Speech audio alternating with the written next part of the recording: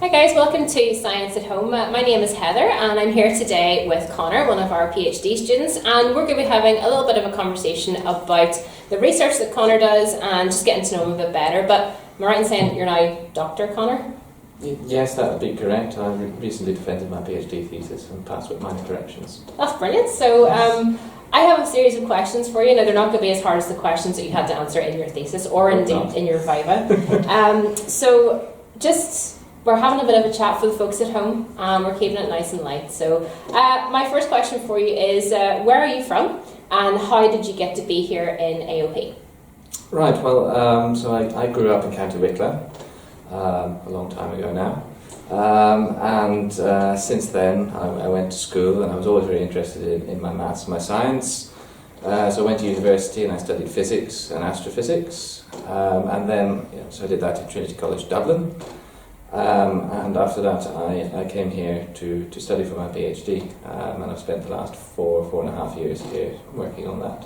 Well, that's a long time, and since I started here in the AOP, you've been here, so we've almost been here the exact same length as each other, which is really cool. Yeah. So can you explain to me what type of research you do? Okay, so I mean my research is going to sound perhaps a little boring to some people, but most people think maybe astronomy is all about looking through a telescope all day. Well, not all day, maybe all night, I suppose. But my work is mostly spent in front of a computer. I make a lot of theoretical models of stars. I simulate how a star evolves and changes over its lifetime. And by studying different physical processes that are going on, it sheds some light on different things as we try to understand different kinds of stars and where they might have come from. That sounds really complicated. I mean, I can barely use my computer and you're sitting making models of stars. I mean, that's really incredible. Actually, you've mentioned there about using telescopes and using them all night. So actually, my next question is, have you used telescopes for your research? Is that something that you would do if you're making the models? Do you even need to look through telescopes? For me personally, I've not done a lot of looking through telescopes for my research, but obviously my research and the results that I produce, it's important to compare them to results that other people have got using a telescope looking at actual stars. So we need to compare whether these simulated stars and the observed stars, how well they match up, and then we know whether we need to how to tweak our theories to match the observations that we see and try to understand the universe. Yeah, so a lot of people mistakenly think that when people are doing observations through telescopes that they're actually physically looking at a star, but it's actually a lot of data on a screen and you're using that data then to do your work. Yes, quite. I suppose even for someone who is using a telescope to do their research, you're not looking with your eye through the end of a telescope anymore. It's all it's like your digital camera in your phone or something like that. You've got a digital camera and then you've got a huge file with data in it which tells you the brightness in all of the different pixels on that, and that's your photographs, so to speak, and you use those to understand the stars. So it's very even if you do look through a telescope for your research, you spend a lot of time in front of a computer as well. Yeah. So that all sounds insanely difficult to me. So my next question is, what is the most difficult part of your research? I'm sure there's a few snags that you've hit along the way. Yes. Just put it bluntly. It can be quite difficult at times. It can get quite frustrating when you run your simulations and for some reason it doesn't work or it crashes or it complains about something, and then you find there's a little tiny bug, you've put a typo in your computer program somewhere and it's all gone wrong, and you have to then spend ages looking through it trying to find a teeny tiny mistake, and then you run it again, and then you've wasted half your day trying to get something. So that can get quite frustrating at times, but in the end when you get everything right and you get the results out, and it's really quite enjoyable then when you actually get good results out and you go, that's pretty neat, type thing. So. And I've seen some of your research, you've shown me some of the graphs, and the graphs that you've produced are quite beautiful. There was one that looked like it had the whole spectra of colour in it, so are you producing those types of things regularly through your research, those types of graphs? So obviously what happens is I run a lot of simulations, so I've got lots and lots of data, so then I have to sift through that with my computer programs to read through that, pull out the interesting information or the different types of properties of the star, maybe the brightness of the star or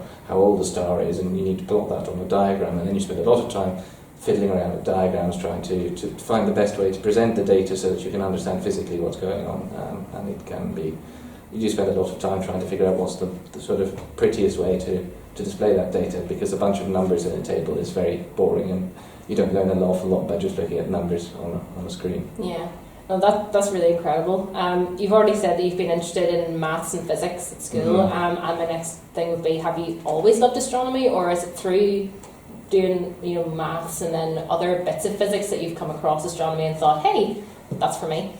I suppose there's sort of two aspects to that. In one sense, growing up as a kid, I grew up in the countryside in Wicklow, so we always had lots of dark skies, so it was always quite nice in the winter time. If you were outside, you look up and you could see so many stars, so that obviously fascinated me from the point of view of, we all know if you look up at the stars, it's just, you're sometimes lost for words. You just look up at them, and it's quite nice to look at them. And then from the other aspect of me being quite interested in science, I was always quite interested in how things work. What is this? Why are things the way they are? So I suppose it's sort of just both of those things sort of ended up coming together at some point, going, well, actually, what are the stars, and why are they doing what they're doing, and what are we interested in them for, and what can I find out about them, and how can I contribute to understanding these things better? That's brilliant. I mean, I know some people listening at home will be wondering, right, well, what can my kids, or if there are kids, what can I be doing at school to help get me on this career path so they can go to Trinity or other universities? So with growing up in Wicklow, like, what were you studying then in school? Was it purely, like, I know for GCSE what I did was double award science. I don't know if that's the same for you. So for me, so the subject I studied in school for my leaving cert, I suppose I did the sort of standard subjects, English, Irish and Maths, which are the mandatory core subjects, and then I did geography and physics and a couple of other subjects which weren't exactly quite as relevant, but I needed to sort of cover a broad range of bases in school, because obviously you do need to know a lot about a lot of different aspects of things in the world as you're growing up, but you find which ones you're more interested in, and I was immediately drawn straight into physics. And so then from there it's sort of a natural progression to go to university to study physics.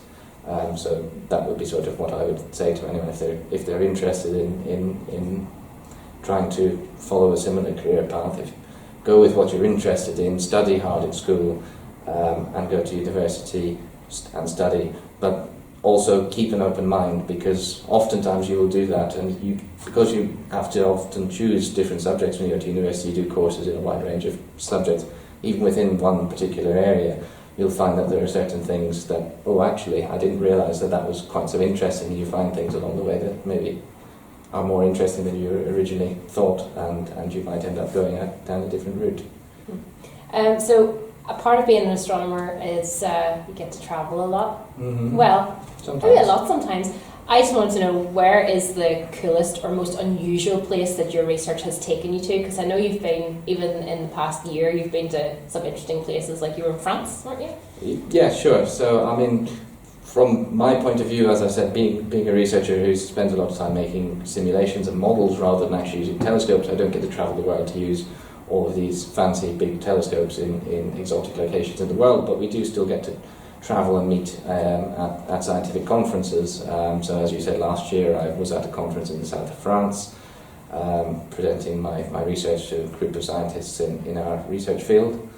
I've also been to the United States, Poland, and other parts of France, actually, as it happens. So yeah, you do get to see a bit of the world, and that's useful for building up connections, because obviously science is a very international effort these days, and we all sort of try to collaborate because we're all working towards the same goals and trying to answer the same questions. So it's useful to communicate across different countries and pool our resources together to get the answers. Well, you might be disappointed when we come to our final question, and we've already, I know, but we're just so good together on camera, we should be doing interviews more often. But we've already touched upon the final question already, and it's about scientific careers, and the question is, why should more people consider science for their future career? Why do you think? Well, I think, obviously personally, having come this far, I think science is fascinating. Trying to understand anything, how anything works, whether it's a star or a particular chemical compound or anything like that. Understanding the world and the universe around us and how it works, it's great. I really enjoy it personally, and more people should be interested in, because understanding how everything works around us is quite important, I suppose. But it also gives you this sort of sense of how you fit into the bigger picture of what's going on around you. And also the skills you learn from becoming a scientist are very applicable to anything you do in sort of everyday life, solving problems and trying to figure out, you know, your brain gets wired in a certain way to start thinking about things and how to solve problems. And if you come across something a problem in your daily life, you can sort of step back and maybe use your science brain to figure out a way to get around it, and that can be quite useful in no matter what you do. Conor, thanks so much for doing this interview with us, and I hope you've enjoyed it, and I hope the people at home have enjoyed this video as well. Guys, we'll have Conor on again in the future, maybe answering some Q&A questions, so if you want to send in questions about any scientific things, we'll be trying to answer those very, very soon. Thanks again for joining us for this Science at Home interview, and have a lovely day.